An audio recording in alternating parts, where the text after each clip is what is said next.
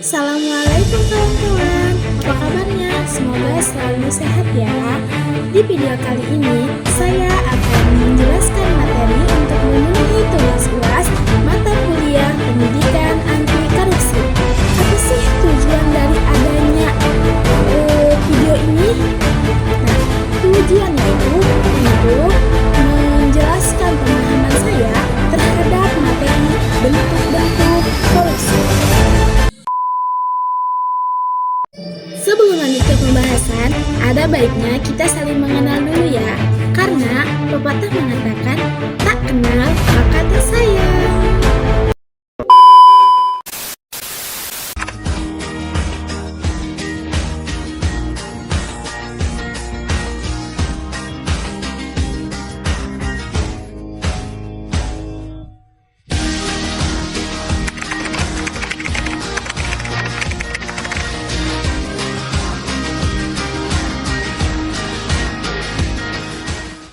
Baiklah, di video kali ini saya akan membahas mengenai bentuk-bentuk korupsi, masalah yang sering terjadi di kehidupan masyarakat. Pengen kaya? Pengen banyak uang? Korupsi aja. Korupsi. Nona ya kawan. Kenapa? Karena korupsi bukan soal uang, akan tetapi hilangnya sebuah kepercayaan dan sebuah kejujuran.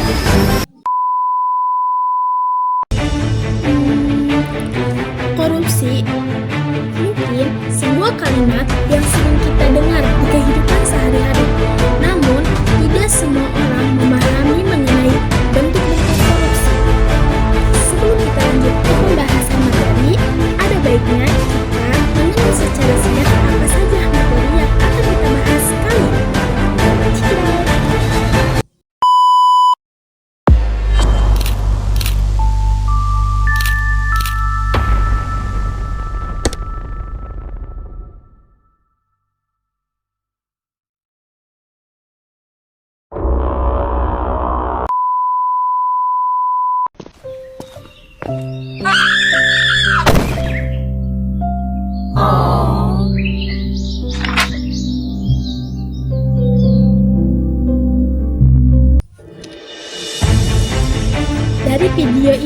Dari video yang kita tonton tadi, kita dapat mencerna bahwa korupsi suap adalah pemberian uang atau barang kepada seseorang untuk melancarkan semua urusan kita. Mungkin kita sering melakukan kegiatan ini di kehidupan sehari-hari. Tanpa kita sadari, itu bisa termasuk ke dalam korupsi. Korupsi berbentuk apa? Berbentuk suap. Nah, kita lanjutnya ke materi yang kedua, penyelewengan dana. Dana haji ternyata pernah dikorupsi, bahkan sebelum jamaahnya sempat berangkat. Bayangin, duit buat ibadah malah diselewengin, kayak tabungan naik haji malah buat beli mobil. Kasus ini terjadi di Kementerian Agama sekitar tahun 2013 dan jadi salah satu skandal paling ironis di Indonesia.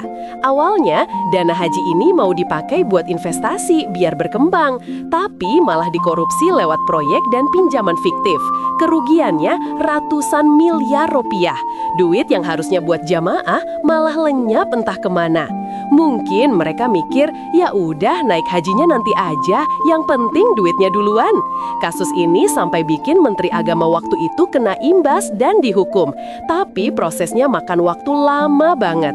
Lucunya, jamaah yang daftar waktu itu ada yang baru bisa berangkat bertahun-tahun kemudian. Dari sini kita belajar, dana umat itu suci dan korupsi itu bikin semua jadi sengsara, bukan cuma negara. Dari video yang tadi juga, kita bisa mencerna bahwa penyalahgunaan wewenang itu terjadi ketika seseorang menyalahgunakan jabatannya untuk kepentingan pribadi, bukan untuk kepentingan umum. Biasanya, kegiatan ini dilakukan oleh seorang pejabat-pejabat, seorang pengusaha-pengusaha yang tinggi akan pengetahuannya. Nah, tanpa mereka sadari, itu adalah salah satu bentuk-bentuk korupsi. Berbentuk apa? Berbentuk penyelewengan dana. Nah, untuk mempersingkat waktu, kita lanjut ke materi yang ketiga, yaitu ada gratifikasi. Jangan ada gratifikasi di antara kita. Sobat, pemberian hadiah, uang transport, atau oleh-oleh ke pegawai negeri atau penyelenggara negara jangan dianggap remeh ya, niatnya sebagai tanda terima kasih. Ternyata masuk kategori gratifikasi. Iya, gratifikasi alias pemberian suap. Nah, kalau gratifikasi terjadi, siap-siap sanksi menunggu yaitu pidana penjara seumur hidup atau penjara paling singkat 4 tahun dan paling lama 20 tahun. Dan pidana denda paling sedikit 200 juta rupiah dan paling banyak 1 miliar rupiah. Tapi, sanksi itu tidak berlaku jika tidak melebihi dari batas sesuai peraturan yang berlaku atau penerimanya melaporkan gratifikasi yang diterimanya ke KPK. Jadi, yuk hindari menerima dan memberi gratifikasi dalam bentuk apapun. Nah, dari video yang ketiga tadi, kita dapat menyimpulkan bahwa itu termasuk contoh dari gratifikasi. Apa sih gratifikasi itu? Gratifikasi adalah pemberian hadiah atau fasilitas kepada pejabat yang berkaitan dengan jabatannya yang dapat mempengaruhi keputusannya. Apa sih maksudnya? Gini maksudnya. Ini biasanya terjadi di kalangan pejabat-pejabat, di kalangan pengusaha-pengusaha. Dia memanfaatkan barang atau fasilitas itu untuk apa? Untuk memberikan keputusan, untuk mendapatkan sebuah keputusan, untuk menyelamatkan jabatannya atau menaikkan jabatannya. Nah, untuk lebih lanjut, kita lanjut ya ke materi yang keempat, yaitu penggelapan. Indonesia pernah kehilangan lebih dari 600 triliun rupiah hanya karena satu skandal besar bernama BLBI. Tahun 1998, saat krisis moneter melanda, Bank Indonesia memberikan bantuan likuiditas untuk menyelamatkan bank-bank yang hampir bangkrut.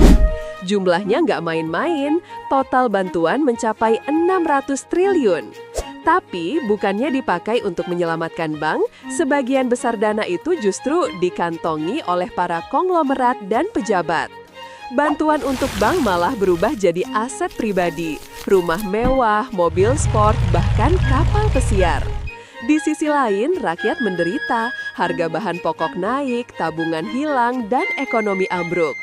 Kasus ini jadi sorotan nasional. Pemerintah dan DPR mulai turun tangan, tapi ternyata tidak mudah membongkar semuanya.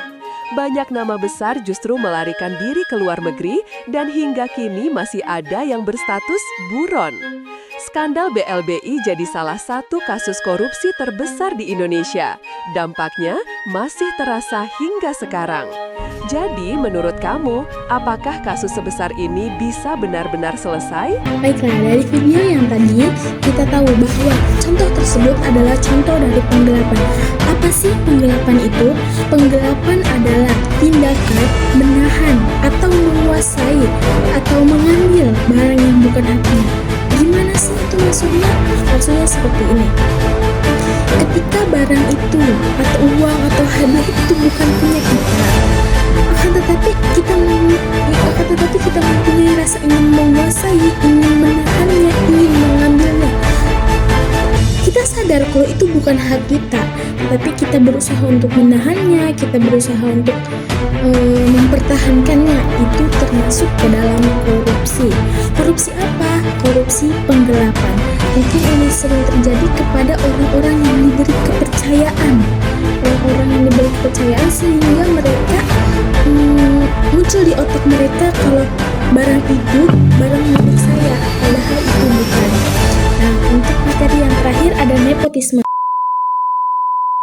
Terakhir, yang menjelaskan mengenai nepotisme.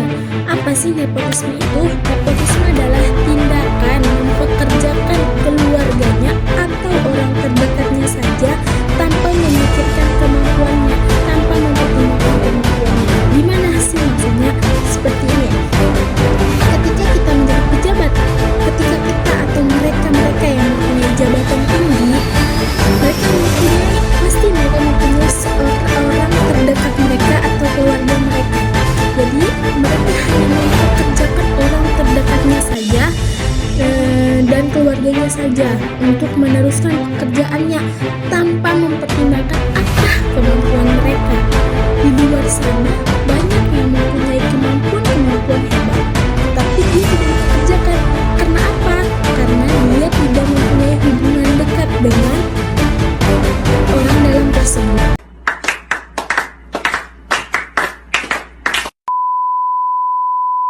Wassalamualaikum warahmatullahi wabarakatuh. Terima kasih semuanya. Dadah. See you next time.